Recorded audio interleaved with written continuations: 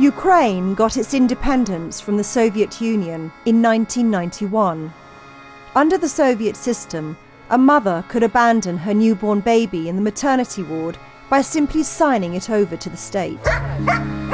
Today, the legacy of that system is that state care has become the norm for children with any kind of disability. There are 10 times as many children in state care in Ukraine as in England. I have come to find out, after 2 decades of independence, how disabled children are cared for in institutions today.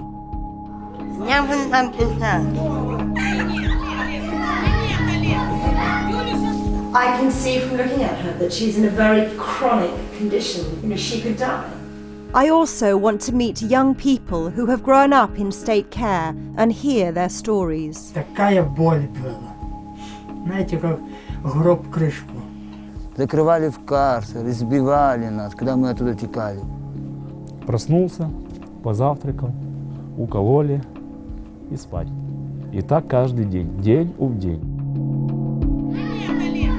Under the Charter of the United Nations, of which Ukraine is a founding member, everyone has basic rights, irrespective of sickness or disability. But even when they grow up, many of Ukraine's orphans become trapped in the system with no right of appeal and no right to have their voices heard. Все сообщили, тут село небольшое, тут сразу говорят. И за машину сказали, что ехали, все сразу быстро. Идем в милицию. He don't have any rights because he's incapacitated. I don't understand what mentally incapacitated means. She says they can take away your camera, get out as soon as possible. I want to know what life is like for the children of Ukraine who live and die in state care. It's so sad.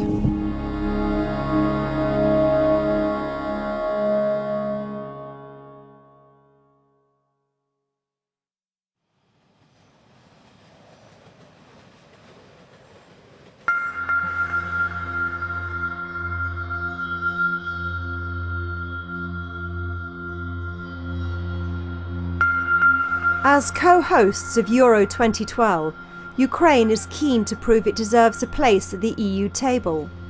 Around £9 billion, more than half of it public money, has been spent on stadiums, airports, trains and hotels.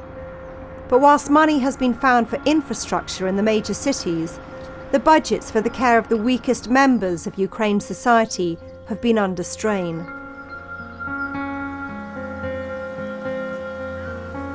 In the last decade, the number of state-funded institutes caring for children has increased as families have felt the strain of the country's economic collapse following independence from the Soviet Union. For the next 6 months, I'll be filming the lives of a group of children in an institute in the south of Ukraine. I've filmed in orphanages before, in Bulgaria and in Greece, and witnessed distressing scenes of neglect and abuse. But it's all too easy to criticise individual carers.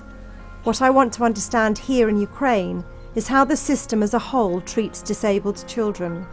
So I've come to an institute with caring staff. This home houses over 100 children of very mixed abilities from the age of 5 to adulthood.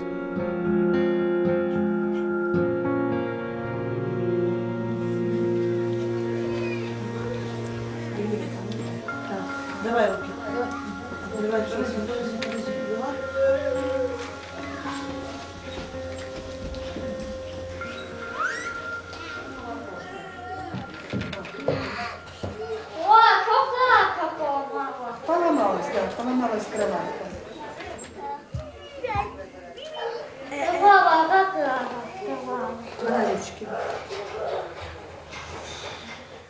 10-year-old Lyosha is a bright and happy child. Though he has no hands or feet, Lyosha is fiercely independent.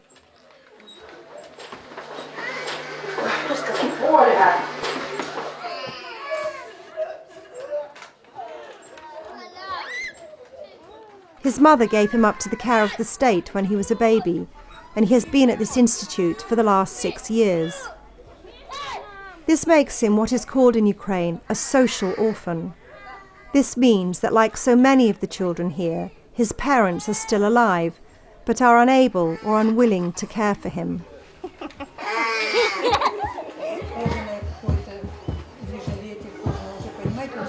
А что тебе нравится делать, Лёша? Машинки, подарки.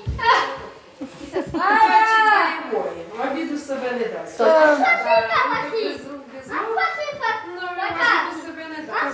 Покажи кроватку свою. Покажи, где ты спишь. Покажи, где твоя кроватка. Покажи.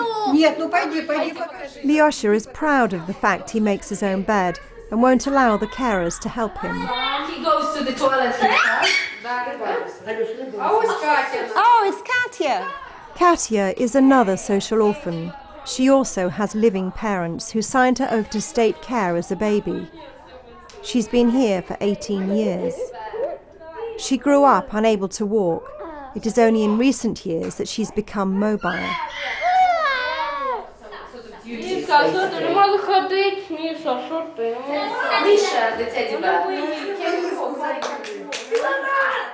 Nikolai is the institute's director. He is clearly very committed to those in his charge. The trouble is, chronically sick children are sent to the institute, and he simply does not have the qualified staff or the medical facilities to look after them. Неделю-две назад тоже была в больнице, они ее привезли уже, с пролежем ее привезли, она уже вообще не двигается.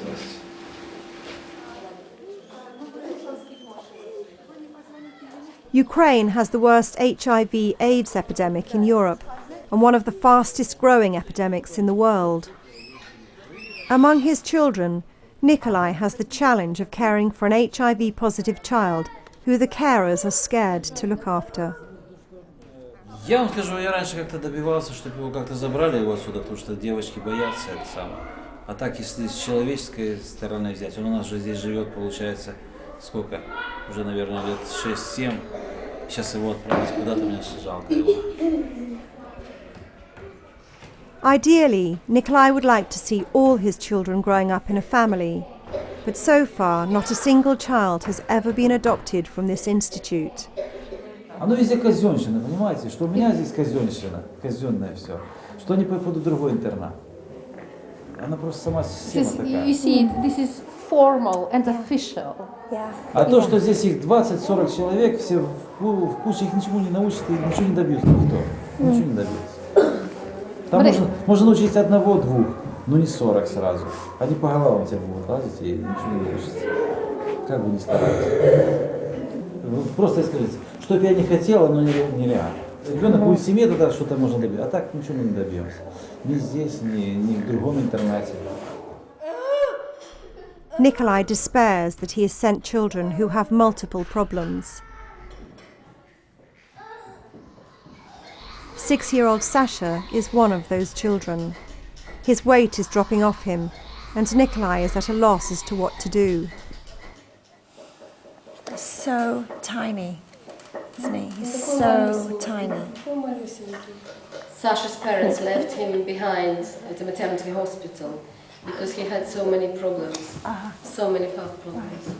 He doesn't like to be touched. Я вам покажу фотографию, какой он был. And also he's got something like hyperflexibility, you know, when all the hips and joints can be twisted inside out. Yeah, I think you like being touched. Yes, I do. You're a tiny human being. Olga is medically responsible for all the children here. It is hard to get qualified staff to work in remote institutes, and she had retired when Nikolai asked if she would become the institute's doctor 5 years ago. She agreed, although she's actually a dentist. Вот, я могу, ребенок кашляет у нее, я его послушала. Если у нее пневмония, нет, бронхит, там, респираторно-вирусная, я назначила, я вот это могу лечить. Вы знаете, я не специалист в психиатрии и неврологии. Мне бы, конечно, если бы здесь работал психиатр и невролог, хотя бы 2 раза в неделю. А так сюда, вы знаете, навряд ли кто-то приедет работать. Nastya has been bedridden for years.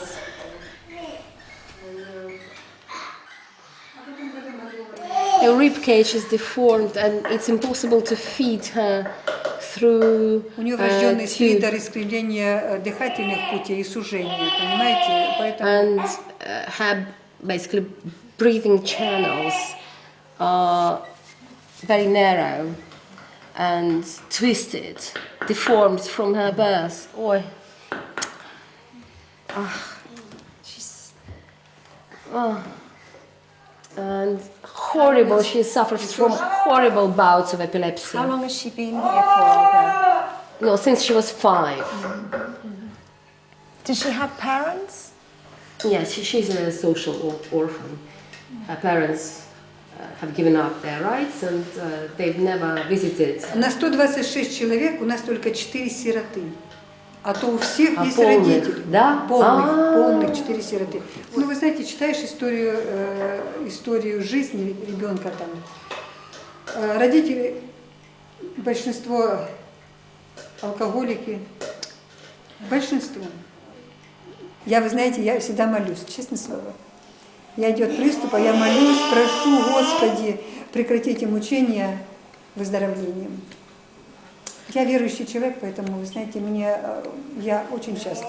Я вечером всегда говорю, Господи, чтобы все дети были мои живы. Nadia is 10. She has a large cyst on her head, which means she cannot sit up or move around. She simply lies here, watching and listening. All her brain is in this cyst. А здесь, в самом черепе, находится жидкость и соединительная ткань. Basically, what is left in her skull is liquid, she says, and just connective tissues. But the whole of her brain is outside Вы the знаете, cyst. и вот со временем уже подтекает.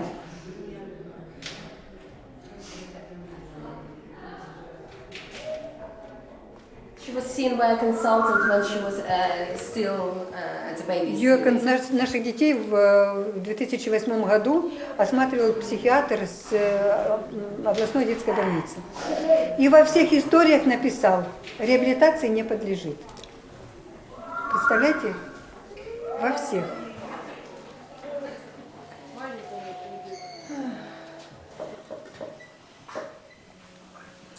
Can you imagine being one of these children, Olga? Can you imagine being him? Just there all day, every day, for maybe 20 years. Or Sasha. Sasha's never going to get better because, at the end of the day, they are just left.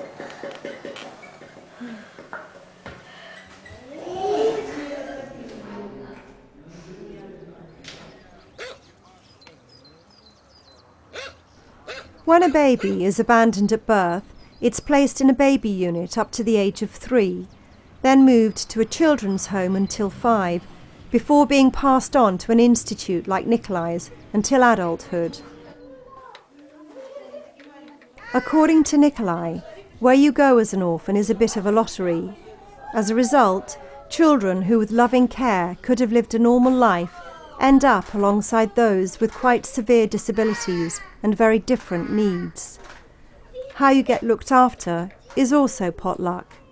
Most carers are untrained, and while some take an interest in the children they look after, others do the minimum their job requires, just washing and feeding the children.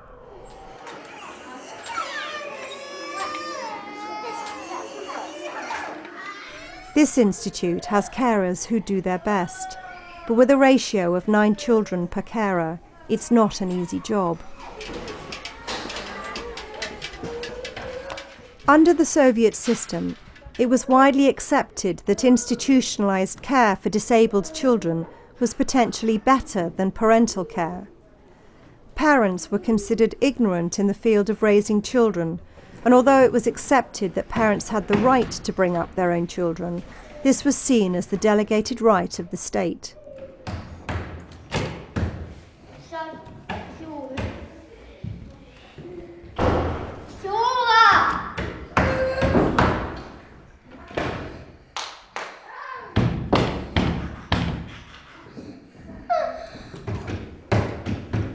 Today, disabled children like Lyosha invariably grow up with the state as their guardian.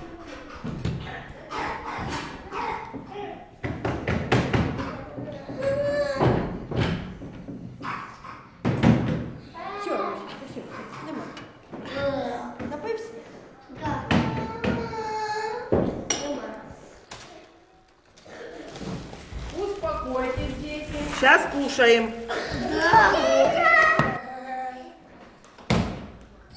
Lyosha and Katya are the best of friends and spend a lot of time together.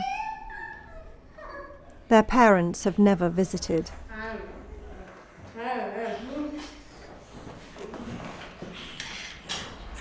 И хлебушка не хочешь? Ну, хлебушка с маслом. Теж не хочешь? Не хочу. Ну, кушай кашку.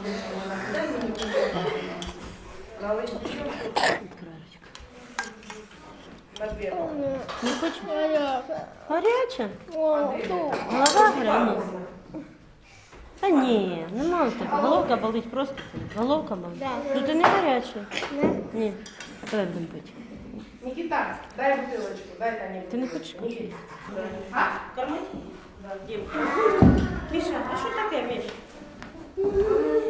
The present government says it's in favour of deinstitutionalisation. But despite this, according to UNICEF, the number of children in institutions has doubled in the past 10 years. Poverty, unemployment, alcoholism and drug use are the main reasons for children being abandoned. Катечка, идите сюда. Вам подарки дадут. Идите сюда.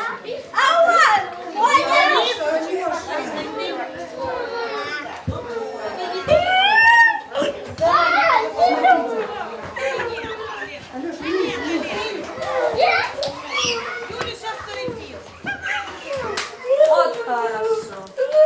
Молодец. Я не достала, нет. Да. Я кого-то. Хороший, да, хороший. И подарки. Да, и Машинки, подарки. Машинки сейчас дадут, да. И подарки. Да, Юля у тебя, да. Да. Мишка, не забывайте Юлю, посмотрели, как она спускается. Все, Юлечка, повертайся. Юля, повертайся. Вот так. Around an hour's drive from the nearest town, this institute, like many in the former Eastern Bloc, feels hidden away. The living area for the orphans is divided into different buildings, separating the bedridden, the disabled and the adults. Nikolai has fought to secure extra funding for the children in his care, and in fact this institute receives around 40% more per head than the average for the region. But when one of Nikolai's children has to go to hospital, he must supply all the food, nappies and medication for the duration of their stay. 3 very sick children recently arrived at the institute. No one was kind of hiding the fact that these kids were sent here to die. 2 of them have already died. 2 quickly died, but the remaining child, Margarita, is very unwell in the local hospital. We are on our way to see Margarita, but we have to film secretly because Nikolai is anxious that she's not getting the treatment she needs. Basically, the level of oxygen in her blood is very low. This is the doctor. He said that at the moment the state of this child is kind of satisfactory. Единственное, что температура у него держится в течение суток, снижается до нормы, потом ночью поднимается температура, поэтому только из-за этого он находится у нас. If her temperature goes down, she will be sent in this condition back to the internat, which it's not a hospital. The internat is not a hospital. Это не решает вопросы. I don't understand. Why can't you have the responsibility to try to keep the child in hospital until she improves, with or without a temperature? Ну вот здесь рекомендация, что нахождение в дитячем будинку. It's just simply not fair. Вы понимаете, что они же не после раз совершенно в интернете, которые... Ну, я понимаю, но дело в том, что я не могу решать этих вопросов. Я анестезиолог. То есть вы согласны, что ее нужно отправить в интернат или нет? Ну, сейчас она пока у нас находится. Мы еще никуда не Да, но вы говорите, что рекомендация, потом направите в интернат. Я не компетентный. Нет, я в этом вопросе не компетентный. I don't know, I don't decide.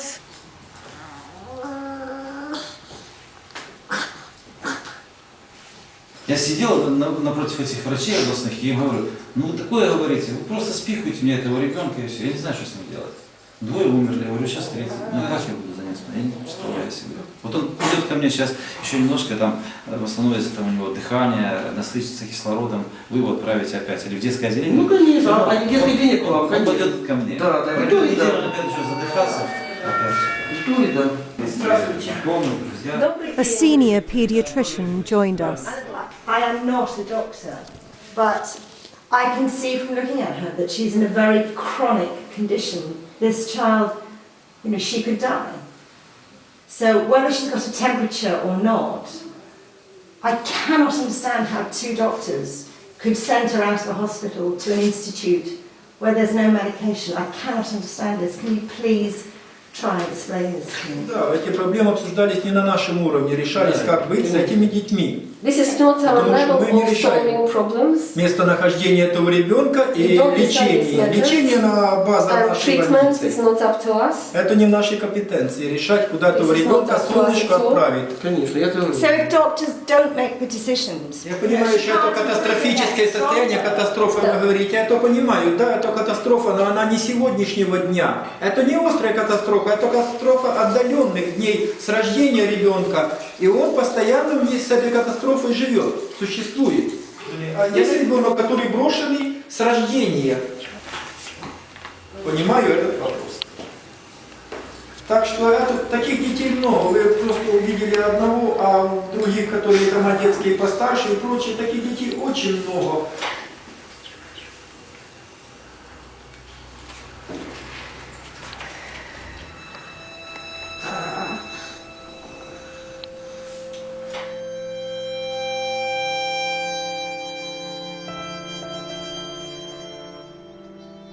Margarita has parents, as too do most of the children and young adults living at Nikolai's Institute.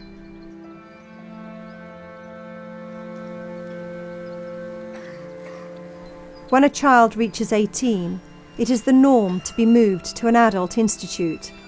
But Nikolai tries to offer as many as he can a continued life here, rather than letting the authorities take charge, scattering them across the country into big, unfamiliar adult institutes or old people's homes. Я вам скажу, они же, у нас, в принципе, получается детский дом, если так разговаривать, это детский дом. И когда им становится уже 18 лет и больше, они уже должны уезжать в другие интернаты для взрослых. Но мы их здесь задержим, потому что, во-первых, они же, это обстановка, они между собой привыкли. И получается, они пойдут сразу в такие интернаты, где там уже живут взрослые люди, пенсионеры, которым там может быть.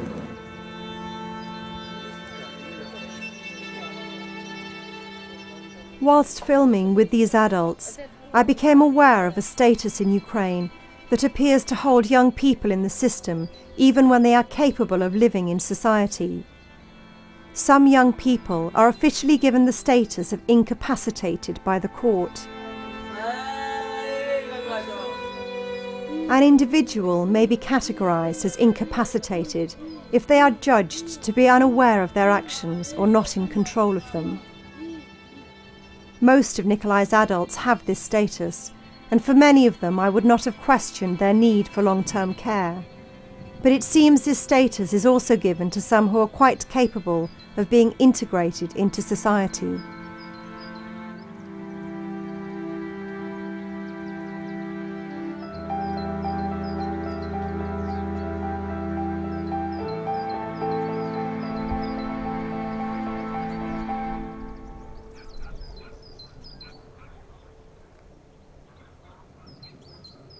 Уважаемая Татьяна Владимировна, я сирота.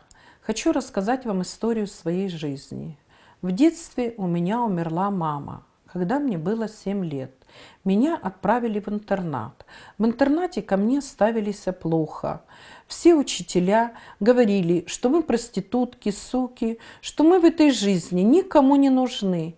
Tatiana Makarova, a Ukrainian businesswoman and leading expert in the gas supply industry, has been trying to help orphans in Ukraine for over a decade now. Her mobile telephone number is constantly being passed around the inmates as someone who will listen and try and help. She focuses on helping the incapacitated orphans, young adults who are held by the state in psychiatric institutes and old people's homes. Когда человека делают недееспособным, у него полностью забираются все права. Вот его нету, это просто тень человека. У них нет будущего, они не имеют права жениться, они не имеют права иметь детей. Он не имеет права ни на жилье, он не имеет права, вообще ни на что, его нету. И получается, они просто как рабсила. Это бесплатная рабсила для работы в психоневрологических интернатах. Это же большой бизнес. Tatiana phoned the mobiles of 2 incapacitated young men she has been trying to help, who are being kept in an old people's home. She asked them if they would be willing to meet with us secretly, as she knew they would never get permission to talk to us officially, because they are regarded as not being responsible for their actions. They agreed, and so we met them in a maize field near the Institute for Old People where they now live. Мама померла, у меня отец был, папа есть, Олег, и 2 брата, 2 сестры. И меня отдали в Белгород детдом, детский детдом. How old were you when you were diagnosed as mentally incapacitated? Мне когда было 16 лет, я сначала не знал, что это такое. Я как будто чокнутый. Now in his mid-30s, Leonia was first sent to the old people's home 15 years ago. Обидно, когда стариков, коляски, обидно. И жалко. И многие умирают тут тоже. But conditions here are not as bad as in the Novosibirsk psychiatric home where Leonia was confined in 2007. He claims antipsychotic drugs were misused there as punishment. Считаю, что 3 года был, там и аминозин, галоперидолы, плохо относились, там директорша плохо было, что вот не пускала в гости, не поехать, не приехать. Закрывали в карцер, избивали нас, когда мы оттуда текали. В обед, перед обедом, 12:30, и колол галоперидолом и аминозином. Галоперидол это крутит, выворачивает. Галоперидол. Аминозин спишь 2 суток. Только начинаешь плохо вести себя или кого там оскорбляешь, сразу на уколы ставят. Мы говорим, зачем? Говорит, за ваше поведение, чтобы слушались хорошо. What kind of work did you have to do at the institute? Зерно выгружать, на территории работать, сапать, копать. Все носилками работают. Носилки навоз, грузишь и выносишь руками. Испытывали как на собак. Потом мы начали звонить Татьяне Владимировне, начали говорить, сообщать это. How many of your friends also suffered this punishment? Сколько были там, столько и принимали. Вообще, там людей много, 200 с чем-то людей. What was the worst thing you witnessed? Уже можно все что сказать там. И убийства, и галоперидолы, и бьют, и рабочие сами. Ходят же, даже если не хочешь на работу идти, все равно же бьют. И угрожают это все. Вынесут, батюшка есть, похоронят. Кладбище.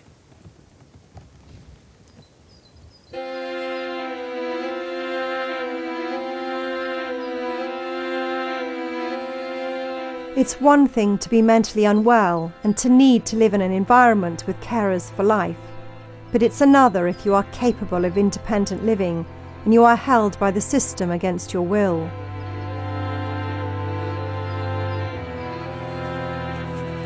We were about to talk to Leonia's friend, Slava, also an inmate at the same geriatric institute. Is that a long way away, that person's voice and dog?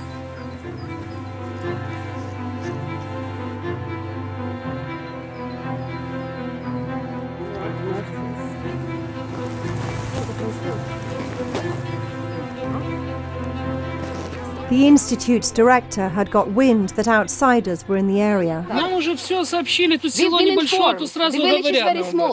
Из-за машины сказали, что ехали, все сразу быстро сообщили. Идем милицию звонить. Не разрешается, она вы считается поймите, не территория разрешается. Вы же закрытого понимаете, типа, у но она нас есть определенные разгорожена, заболевания, мы за них отвечаем полностью. Мы за них перед государством несем ответ. А вы приехали в Я за них в ответе. Мне каждый вот эта группа, месяц отчитываю, сколько у нас умерло, по какой причине, сколько лет, сколько я каждый отчитываюсь в ними. Каждый раз. Нельзя по телефону. Женщина. Так, сейчас же уезжайте, я сейчас звоню в милицию. Куда милиция? Подождите секунду. Пошли, Леня. Как у вас вообще это самое дела? Все в порядке? Да? Нормально. Да? Леня, идем со мной. Все, иду, до свидания. Пошли, Леня, идем. Идем. Идем тут. Okay, we better get a camera. No. We better shift quite quickly because they Yeah. might well. They call the police. Have they done it already? They might just threaten, but it's Exactly. better for us to go. Anyway. But what? Так что вы считаете, нам подойти за пределы области надо выехать, вы считаете? We called Tatiana. She says they're capable of anything. They can call the police and they can take away your camera. They found us. So what does she think is the worst case scenario? Как вы думаете, вот они сейчас нас нашли, это спрашивает Кейт. Tatiana says that they can lock them up in an institution for mentally disabled and give them more injections of aminazine and goloperidol. I'm asking her what we can do actually to protect them, what she can do, what we can do, because we're really worried what will happen to them. But they have her telephone number, so she's the first point of contact for them, right? So they will get in touch with her if anything changes, correct? It's unpredictable, she said.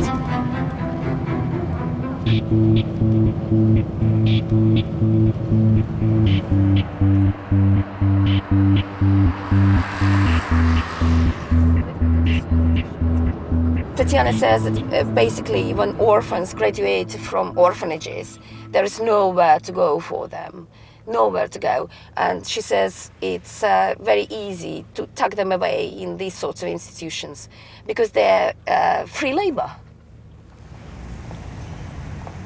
Tatiana says any resistance from the lads has always resulted in them being punished.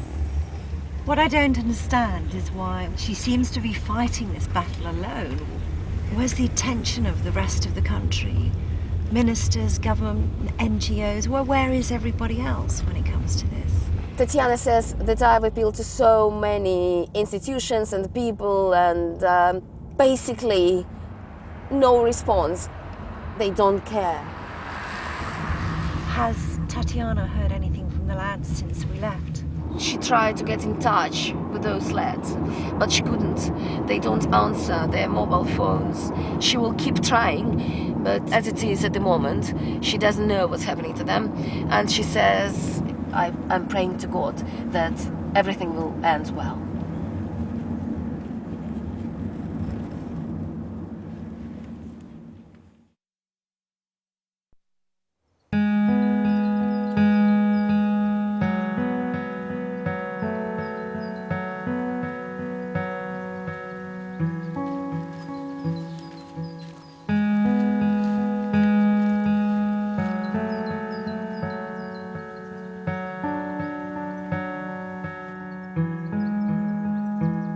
Nikolai knows that many of his orphans are destined for the kind of institute that Leonia and Slava live in.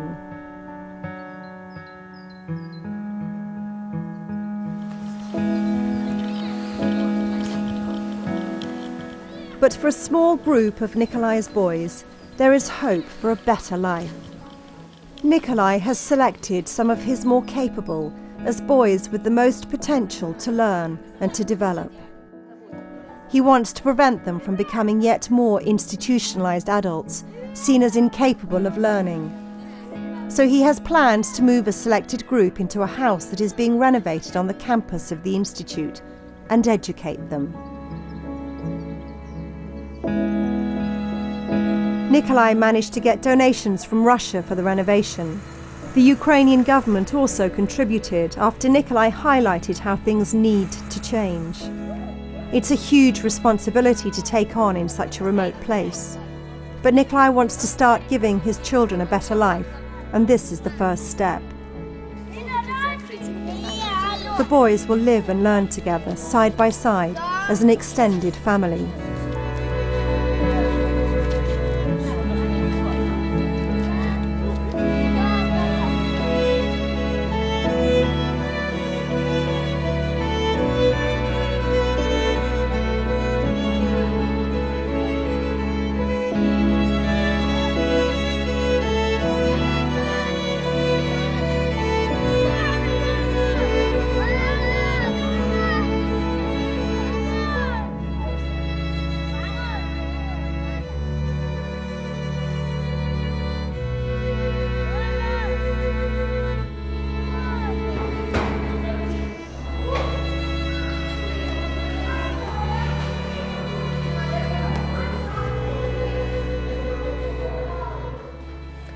Очень важный здесь человек, да, Саша? When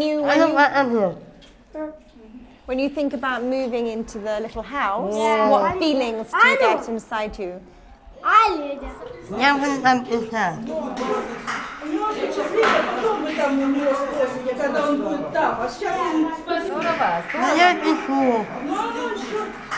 Are you going to help when you're in the small house? You like to help the staff? Тебе нравится помогать взрослым?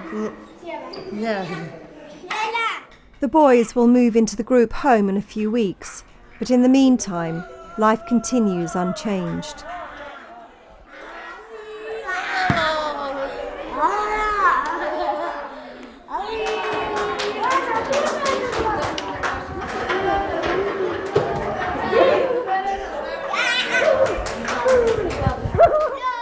Sergei is 15 and was handed over to the state by his parents as a small child. His notes say that he has been diagnosed with oligophrenia. This is a Soviet-era diagnosis, not recognised in the West. It translates as feeble-minded. Though his files also state that Sergei dreams of having a family and gets angry when he's ignored. He appears to be very capable, and he has a real interest in anything technical. In the new group home, Sergei has been told that there will be a computer for him to use.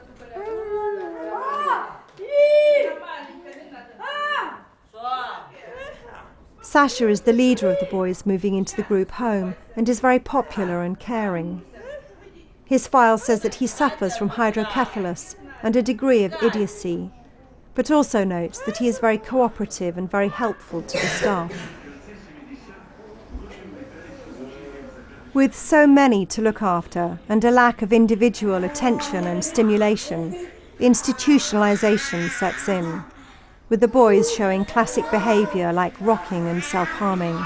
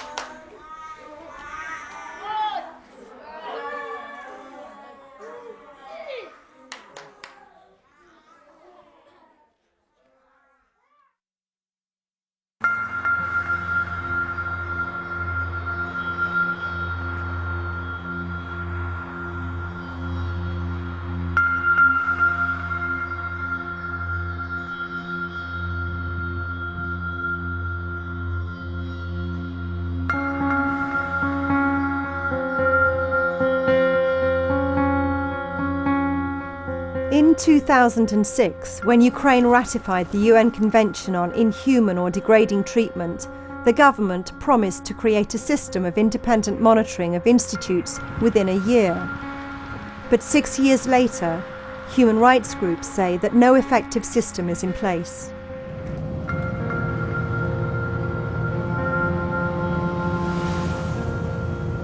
Around 80,000 children are thought to be in residential care in Ukraine, though official figures are unclear. Institutional life often lacks any real structure. There is little attempt to integrate the orphans into the local community. They tend to be hidden away from society, without education or developmental care, and without sufficient stimulation. It's inevitable the children will go downhill. It's 3 months since we were last here, and life at Nikolai's Institute is particularly stressful because he has such very sick children to take care of.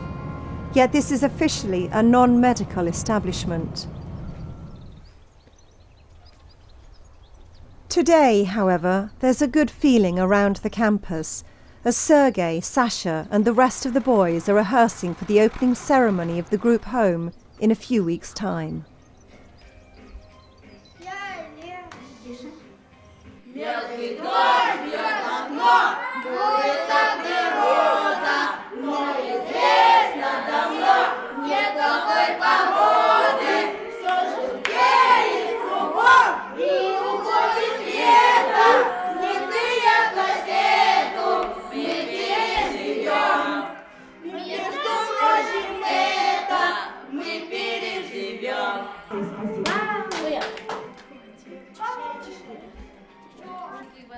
Nikolai has just learned that a surprise educational assessment by the local authorities is taking place today, and the children going into the group home have been named as those to be assessed.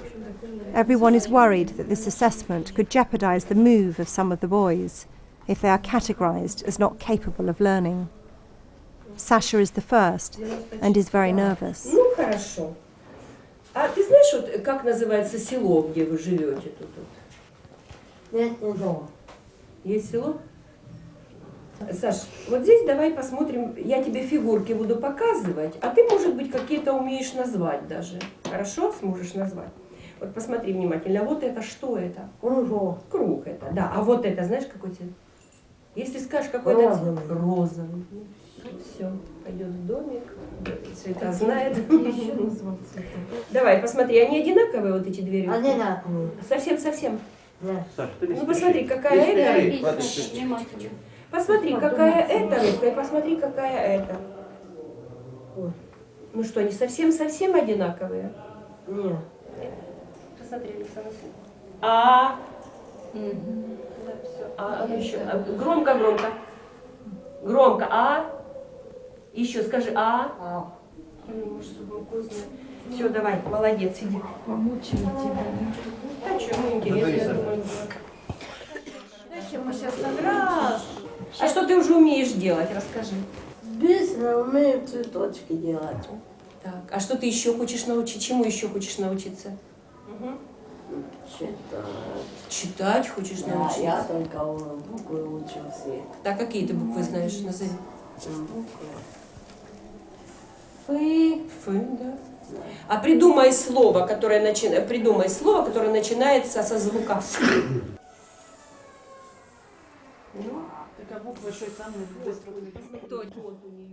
Each of the rest of the boys is then assessed. Мы же не для этого. Такие смешные мишки, да? Ну, смешили. Смешные мишки такие, да? А сколько тебе годиков, Олег? Не помнишь? А может на пальчиках покажешь? Сколько тебе годиков? 2? Юра. Зачем ты глаза закрыл? А где у тебя глазки? Покажи. Где у тебя глазки? Пальчиком покажи, где глазки. Это один мишка. Ладно, давай мишки, пошли мишки дальше, потому что смешные показались мишки. Скажи, Миша. Миша.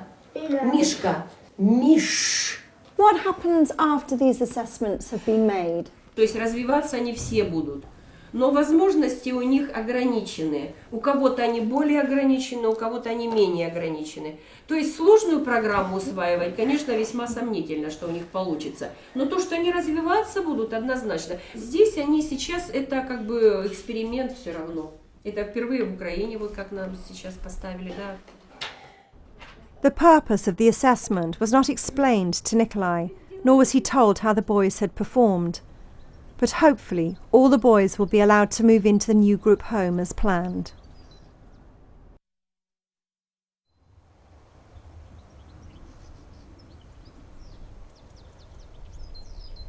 Three months have passed since we were last in Ukraine, and Tatiana has been continuing to fight for the freedom of the incapacitated.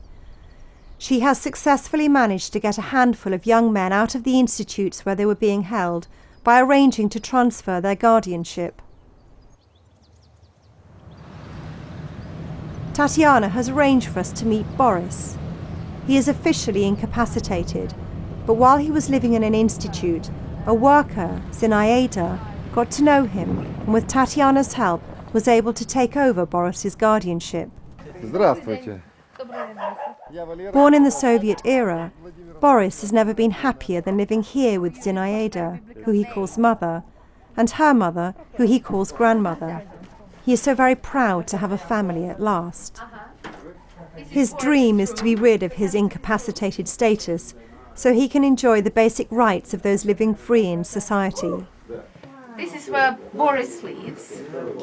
Тут я рассаду высажу. Капуста ранняя, капуста средняя. He's growing seeds here, you see. Помидоры ранние. Сам вырасту и сам буду иметь. Чистый и здоровый сам буду. И бабушка здоровая будет, и мама. Boris has a friend Misha who is also incapacitated. They were in an institute together and Tatiana also found him a guardian who has allowed him to come and stay with Boris. А вы этикет тоже? Почему вот эта вот современная энциклопедия этикета у вас сверху лежит? Это я изучаю для себя, для культуры поведения, как общаться общество людьми, как говорить с джентльменами, людьми, как вести надо за столом. Короче, как надо за собой ухаживать. Вот я учу Мишу, как надо культуре поведения вести, и что надо говорить, а что не надо говорить, и как надо отвечать на свои вопросы. А почему это для вас стало важно? Ну, для меня важно стало, потому что меня всю жизнь не учили. Я прожил в детском доме-интернате с 6 лет до 30. И меня не учили этого.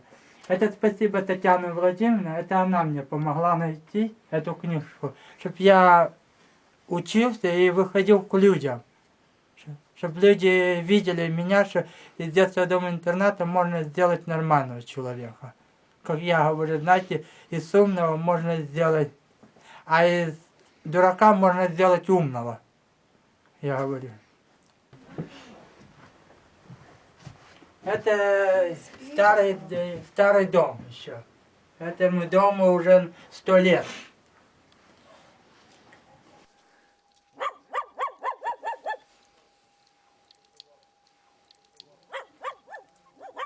Мама ваша там, я біля бабушки, Миша вот здесь. Я вас понимаю. Хорошо, все. Приятный аппетит. Приятного аппетита. Разница в этой жизни, в том жизни. Да. Я жил, знаете, как в тюрьме, даже хуже в тюрьме. Знаете, в тюрьме можно куда-то написать и пожаловаться, да? Если я напишу, все, это будет наказу или отправлять. А в этой сейчас жизни я чувствую, как, знаете, есть такая песня, птица вольная летает в облака.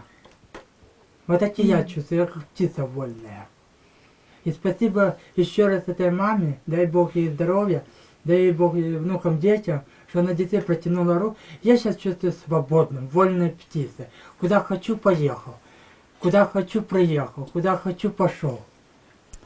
Вот это для меня будет. А когда я там был, я как загнутый, знаете, как будто на ногах у меня висели оковы и цепи. Я никуда нормально не мог, ни влево, ни вправо. Только подчиняться, знаете, как рабы.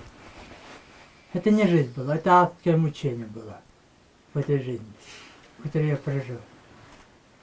Я материнской любви и ласки никогда не чувствовал. Все, жестокость была, вот это сплетни, вранье, вот это угнетение, оскорбление. Boris had no idea he was incapacitated until Zinaida tried to become his guardian.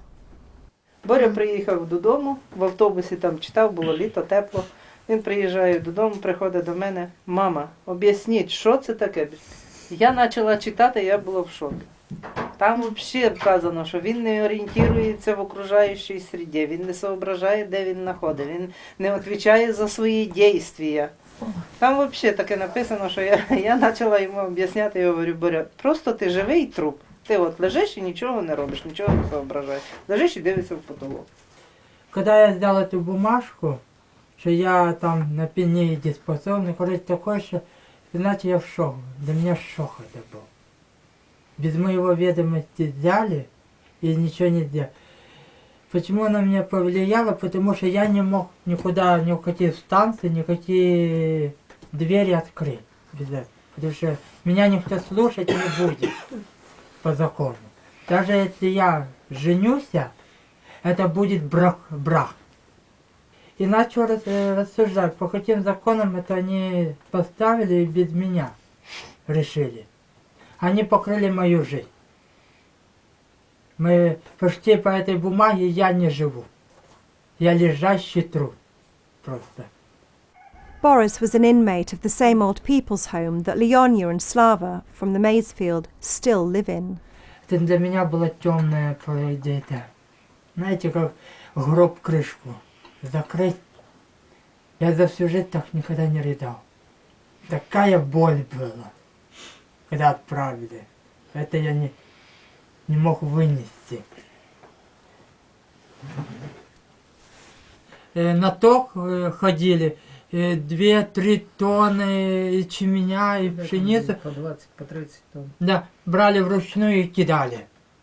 В одну сторону, сушить в одну сторону, а партизаты в другую сторону. И это все мы, там пыль же, это мы все дышали. И травили даже, и пшеницу, и ячмень травили. А рабочие не, рабочие только командовали. То есть там были и рабочие, которым платили, да? Которые платили, да. Настоящие рабочие, да? Да, которые... Инструктора, как говорится. Это они хитрые, трудотерапии, но заставляли пахать. Хоронить, идем хороним.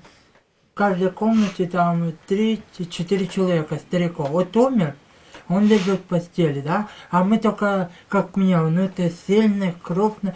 И мы выносили уже мертвого в морг, а потом ставили, сами его ложили в гроб, потом сами забивали гробы те, и сами брали гробы на машину, и ехали на кладбище, вытягивали и хоронили, загортали, ну, как обычно, лопатами, а выкапывали трактором. Все жутко. Ми як приїжджали, якраз проїжджали попід це кладбище. Все одинаково так. Хрестик з палок зроблений, такий маленький, такий, і все, всі. Чоловік 100 за 1,5 года винес. Это я за 2 года 150 человек хоронил. 1,5. И я, знаете, как сказал, лучше б меня поховали живыми. Но только не мучиться в ту гроб. Не видержує в нього, нерви не видержували. Я йду завішаюся, я йду кинуся під машину, я отравлюся. Хоронить. Все. И работать. На них и все. Умничка. Кофе нехай делает. Пусть переводе, короче, мы все делали, знаете, как рабы настоящие. Вот такая жизнь была. Вот такую я жизнь прожил.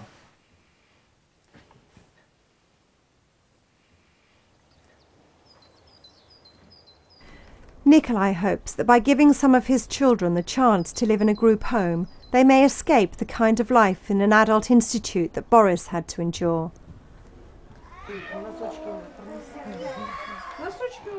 Today, the boys selected for the group home are moving in. Альоша, куди тебе вбивають, Альоша? Куди підеш? It is a day of mixed emotions for Lyosha. He is starting a new life in a small group home just a few hundred yards away, but he is leaving his best friend Katya behind. Булочку давай. Будешь красивый, да? Красивый будешь? Да. Вот так. Скажи, Наташа, давай свитер. Какаша, давай сики, куртки, шапки. И куртку, и шапку. Рада, диви. Ты радуешься, Леша? Да. А мы будем плакать. А что ж ты підеш, а мы будем плакать. Да. А? Какаша, давай куртки.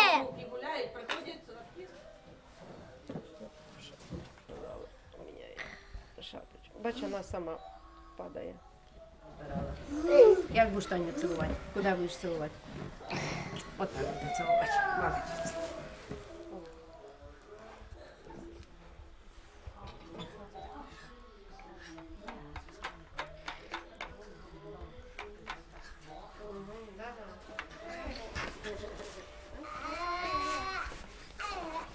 Как показывай, как ты спускаешься сам, Лёша. Давай я шапку сниму пока. Давай, чтобы тебе удобно было.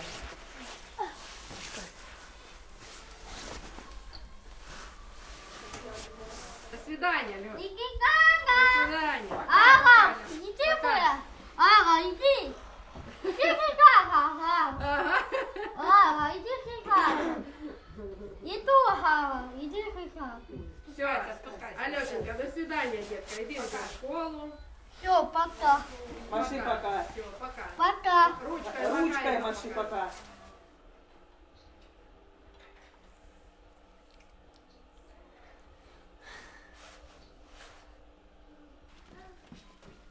Все, пошли, пока. Пошли, А Галя. ты за мной будешь скучать? Да. Будешь? Да. А, да, у меня он есть. Давай. Пошли, Наташа, до свидания. Пока, Какаша. Пока. Все. Ага, пошли, Мауги, ага. Кракова. А что ты с дядей Васей не здороваешься, Леша? Ваша, Ваша.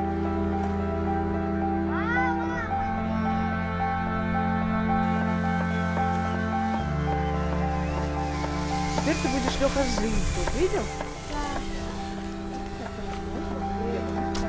Добро пожаловать.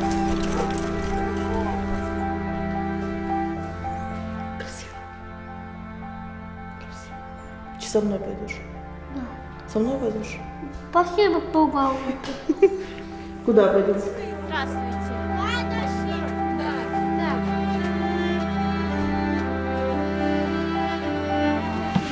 Привет.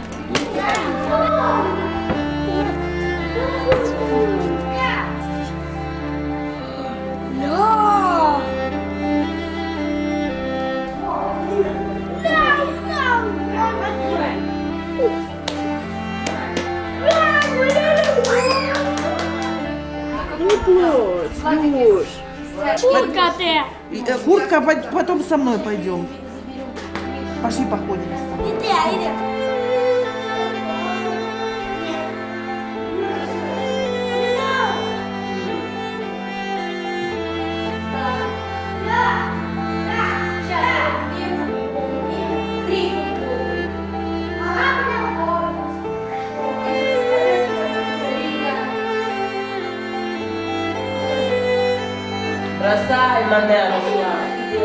For the first time in their lives, all these boys will get regular schooling.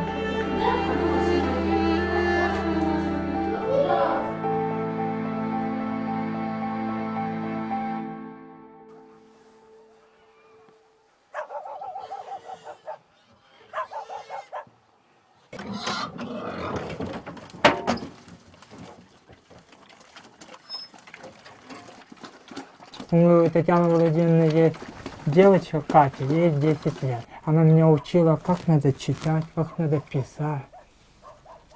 Взрослый, да, учит ребенок учит дядю.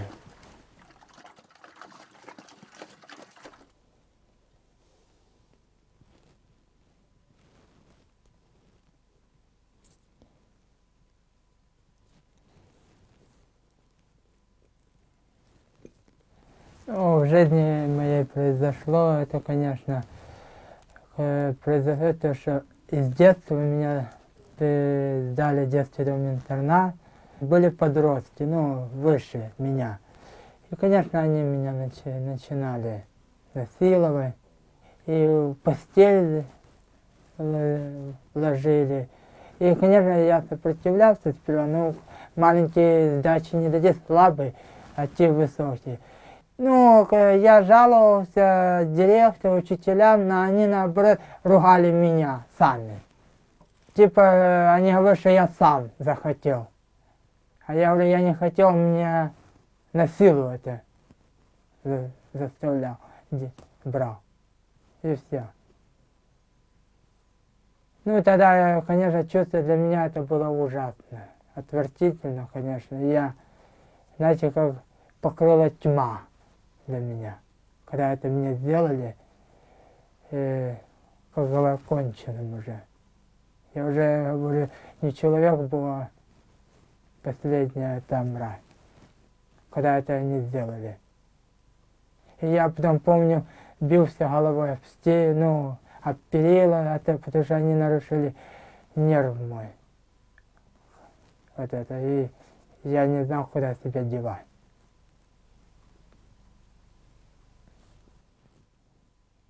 Очень больно, что я вышел, а они остались. И я хочу помогать им, или шукать будем опекунов, чтобы их оттуда вырывать из государства. Государство им ничего не помогает, а наоборот калечит их там. Главное, чтобы не падать духом.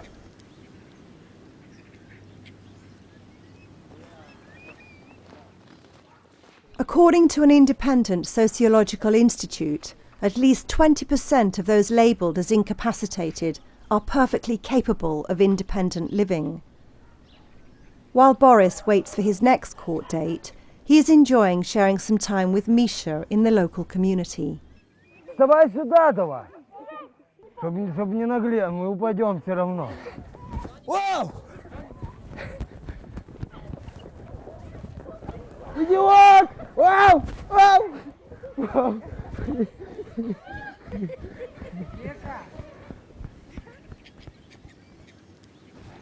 Люблю я такую погоду. Свежо, класс. Белый снег. Мне все здесь нравится, все здесь нравится. Тут просто тишина, спокойствие. Свежий воздух. Свежий воздушек. Ходишь себе, и никто тебя не трогает, нормально все. Ну, слава Богу. Я буду молить Бога, чтобы с меня сняли недееспособность, чтобы я молись. мог. Мне лично здесь понравилось, и не хочется оттуда уезжать. Сплю как положено. Что? Ну.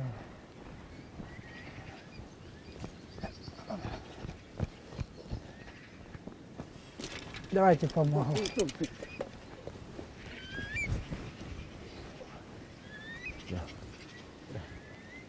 Все, Господь благословит. Пусть вас Господь благословит. И это. И такие дела.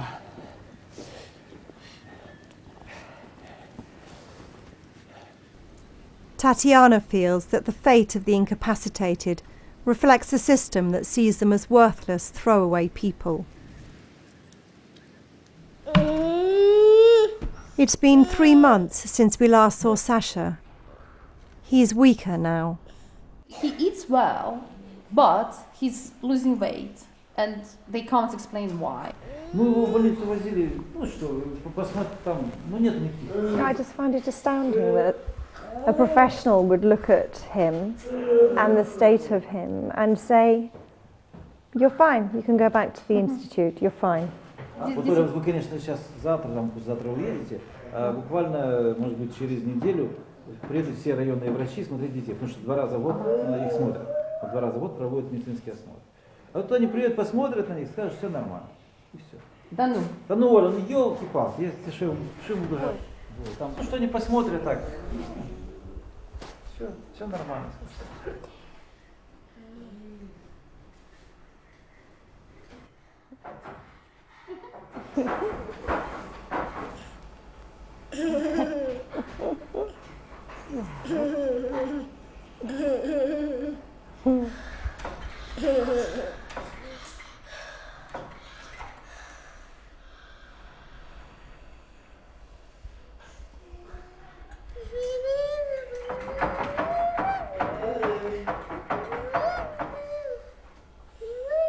Regardless of the growing cyst on Nadia's head, she still manages to stay cheerful.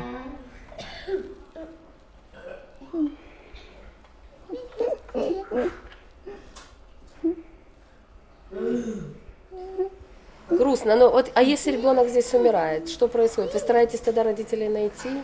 Но если он отказной, мы родителей не ищем. Если отказной, если родители письменно написали отказ, мы родителей не ищем. Если ребенок родительский, мы сообщаем заранее, мы видим по тяжести, что ребенок отяжелел, мы сообщаем родителям. Родители иногда приезжают, иногда звонят и говорят, если ребенок умрет, хороните сами.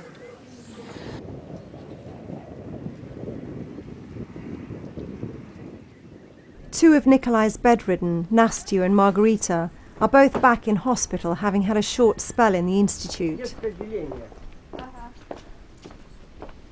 Nastya is due to be discharged in the next day or two, but is in need of more nappies, so we head to the hospital with her supplies. Doesn't seem like too many doctors in here. Doesn't seem like there's anybody here at all. No. Ghost town.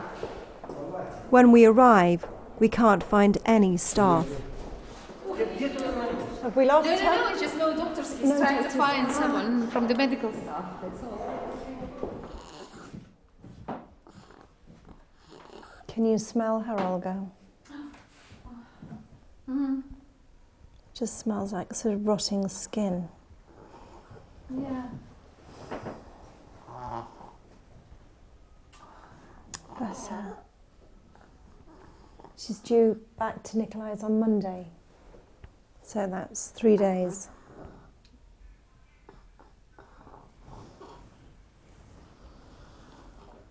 Настя. Настя.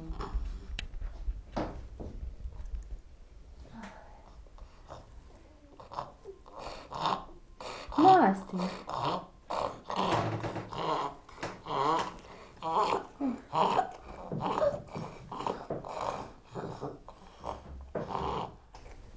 Just can't breathe. Настя. I don't understand how she's alone without anybody around. I mean, we've just walked straight in here from outside. I just don't understand. Ой, Боже, Боже. Боже, Боже. No, Ina, she's a daughter of one of the nurses. Okay. And she said that they all left the building and went to a different building to have a staff meeting. Right. And so she's looking after the premises at the moment. She's... А ви сама медик, ні? Ні. А хто ви по професії? Бухгалтер. And Ina is an accountant. She's not a doctor. How many children are on the corridor? А скільки тут дітей в цьому коридорі? 15. 15. Буває більше.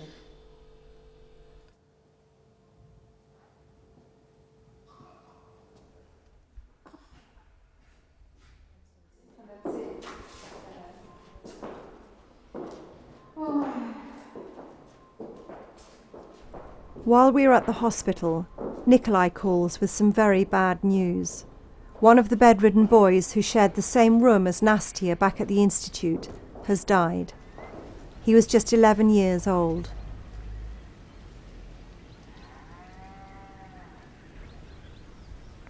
He was given up by his parents to the state, so Nikolai's job now is to bury him.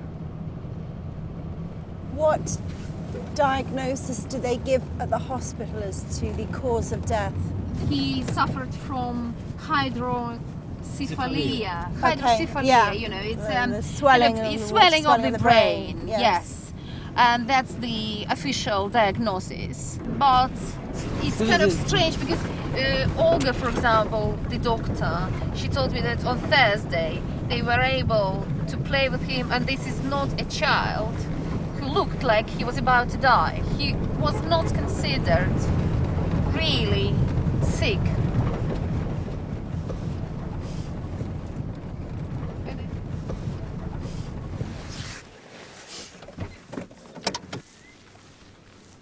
It is normal in Ukraine for an institute to have its own cemetery, but it feels less normal that it's not just the old who are buried, that so many young children, whilst in state care, are also buried. More than 400 children From the institute? From the institute. Good grief, Nikolai. 3 children died this year. He was born on the 7th of December 2000, and only on Thursday, just a few days ago, they played with him, and one of the nurses, she liked to play with him because he responded very well. But the whole of his short life, Nikolai says, was spent around a bed and outside, and just a little bit of outside. But otherwise he lived and died from his bed, didn't he? Because he was bedridden and stayed there for the majority of the time. Yeah. It's so sad.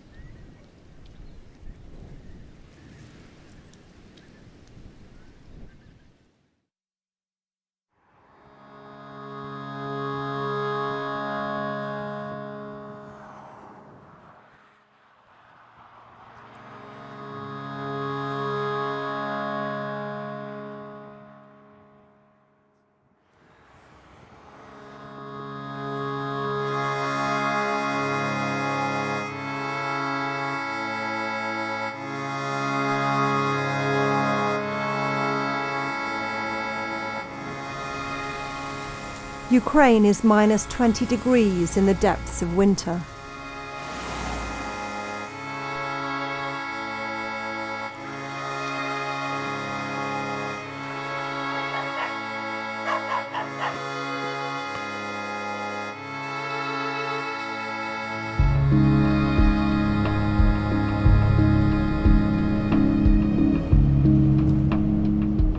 Tatiana has arranged for us to meet with Dennis, another young incapacitated man, who Tatiana is helping with the legal challenge of trying to get his status reviewed.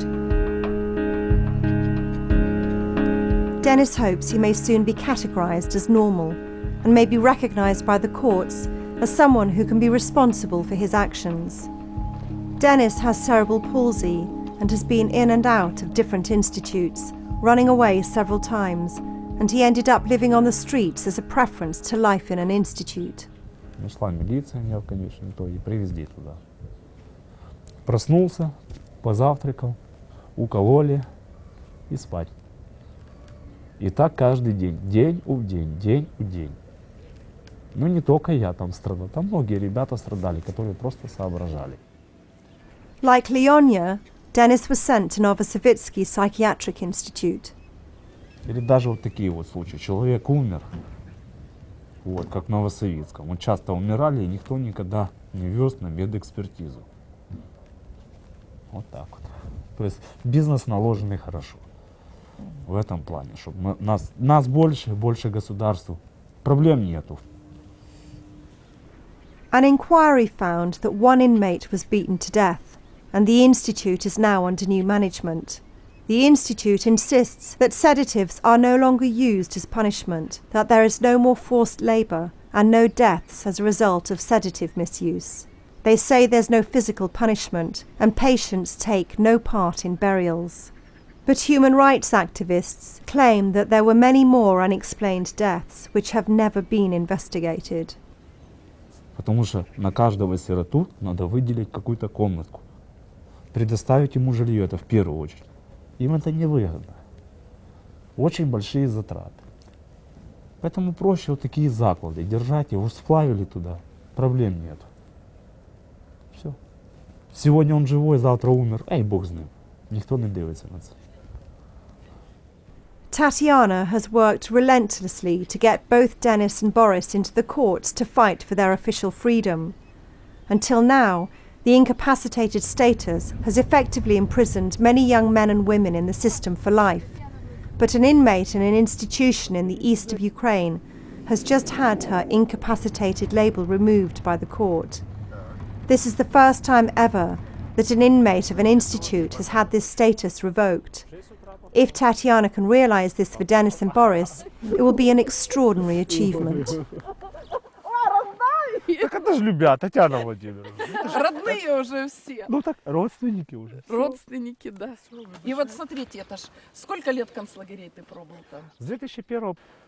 Denis was one of those she rescued from an old people's home. Главное, что суд этот недеездатным сделали, короче, без моего согласия, никакой экспертизы, ничего. В один прекрасный день, все. Он не имеет права жениться, он не имеет права детей записать на свое имя, он не имеет права получить свою пенсию, он не имеет права ни на что. Вот. В документах написано, что он неадекватный, что он дебил, что он психопат. Если я где-то пожаловался, я же говорю, мне сразу месячный карцер и укольчик каждый день. 3 раза в день старались. Ты объясняй, какой укол ставили. Аминозин галоперидол. Вот это самый их козырный препарат. То есть и он уже человек ходит как зомби, он зомбирован. Ему ничего не надо, он ничего не требует. Он просто поел, поспал. Сказали пойти работать, он на автомате пошел работать. Он уже не сопротивляется. Все, он уже под властью. И вот эта вот психотропная система, она уничтожила много очень молодежи. Я вообще сказала бы по нашим сиротам, это заживо погребенная молодежь. Моя цель какая? Обличить государство. Пишут, что ты не осознаешь свои действия, не ориентируешься в местности, и поэтому решили тебя признать недееспособным с 2005 года. И самое интересное, что недееспособный, вот характеристика ж на тебя дается. Подопечный Холостенко Денис Александрович пребывает в будинке-интернаты в Новосавицке. Показал себя исключительно с хорошей стороны, включается в трудовой процесс, добродушный, любит смотреть телепередачи, особенно спортивные программы. Очень сильно любит слушать музыку. Режим не нарушает. В то же время недееспособный. Так. Ну, здесь вот Денис. Слушай, а что ты похудел? Что-то там, наверное, от лекарств, да? Вот я удивляюсь, конечно, Денис, и скажу, ты так-таки двужильный. Сколько у тебя здоровья, силы, что ты прошел эти концлагеря, что ты прошел эти психушки, и ты выжил.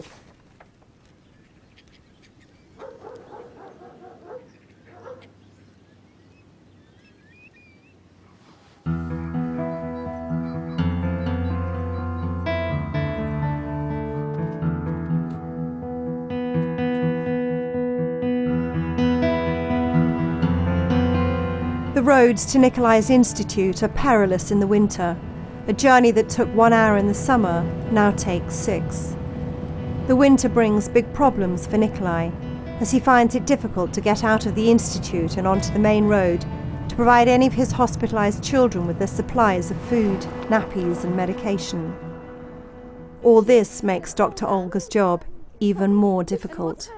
Да, у нас же Маргарита лежит опять в Черниговке. Margarita is very unwell. She's taken to district hospital. Olga says. She's very worried. Сейчас там Настя, и Настя была умирающая вообще. Ну вот сейчас привезут, вы знаете, это ненадолго. У нее уже такой пролежень на голове большой. Настя and Margarita. Nasty's gone as well. Yeah, and she says, you know, she's in a very bad state. Nikolai arrived with more bad news. Nadia's been suffering a lot of discomfort with her head cyst. Да, она была маленькая, а сейчас она увеличилась. Она не очень смотрелась вот по уровню темени, она была как-то назад, а сейчас она больше стала. Она больше, и она истончается, она, видите, она, ну как, сам слой вот, он, видите, он уже светится. Вот здесь вот он уже просвечивается. Даже, вы знаете, остаются следы, вытекает жидкость. Сейчас не так стало. Одно время, вот она лежала на той кроватке, подтекала сильно. Этот нейрохирург здесь уже у нас никто не смотрит. Они идут уже с заключительными диагнозами. Диагноз тот, который установлен ей навсегда. Она говорит привет, она даже знает имена нянь. Она может сказать Рита. А ну, Рита, покажи. Да? Нанечка, скажи Рита. Сейчас будем кушать, да? Ну, скажи Рита. Скажи Рита. Надюш. Рита, умничка. Привет, да? Привет. Умничка. Привет. Ну, трошки як стесняется, да. Она уже в курсе дела, да. Трошки она стесняется. But Nikolai does have some good news to share with us. Sasha is being adopted by a family from abroad. He is the first child ever to be adopted from this institute. Plans are beginning for a second group home so that Katya and Larissa can benefit too. But it all boils down to getting enough money, not just to set it up, but to sustain it for years to come. Nikolai took 3 years to fundraise for the boys' house. He is keen to show us how the boys are getting along.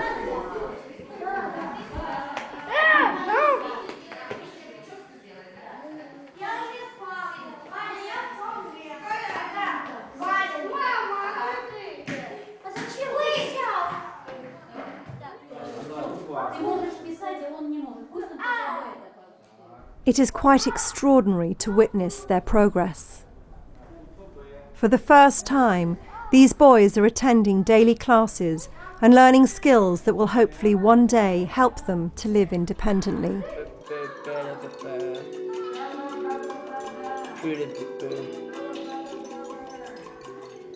Писать, читать и компьютер. Плюс 1 равно 1, 2, 3. 3 и равно. Я хотел міліцію. Почему хотів я? Потому що у мене була ця наручники. Що ще? І паличка в мене. Зима. Та все правда, хай буде так. Все було так. Сейчас покушаем. А ну тихонечко слушай, Лёш. И проведем еще это занятие. Вы будете сидеть на нем тихонько. Хорошо? Договорились? Сереж, мы договаривались, да, с тобой?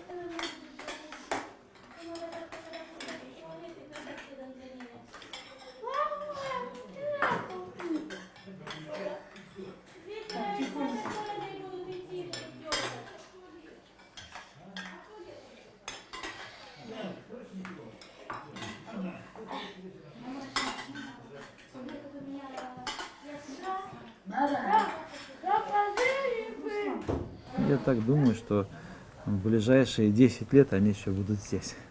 Может быть, можно было бы еще добавить сюда, но это уже просто будет сильно такая уже насыщенная детьми. А так, в ближайшие 10 лет, я думаю, они, им обеспечено такое хорошее условия, и я думаю, за эти годы они еще больше чему-то научатся. Думаю, что это будет очень хорошо для них. And then? Ну, а потом я не знаю, конечно, в пределах своего интерната я что-то могу предпринимать. А дальше, конечно, как сложится их судьба, это уже будет решать система. Я бессилен дальше с их судьбой.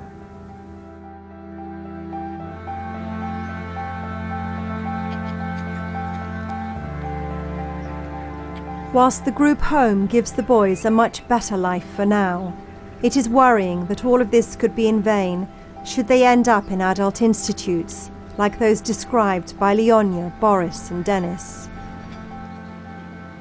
As for the disabled orphans, Unless institutes like Nikolai's are given suitably qualified medical personnel and facilities, then it seems Ukraine's weakest members will continue to move in and out of hospital before coming to rest in the institute's cemeteries.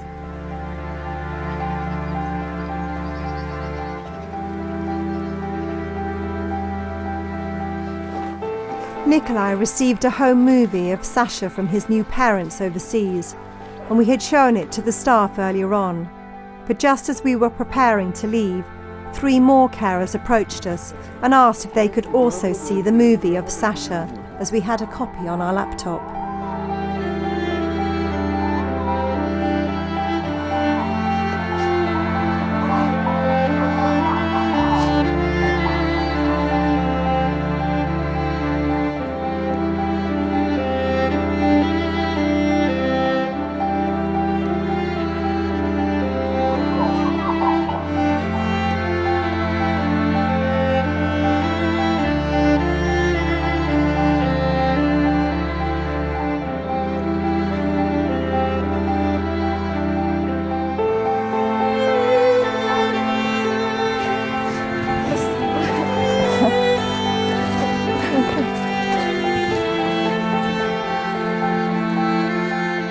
Sasha is the lucky one.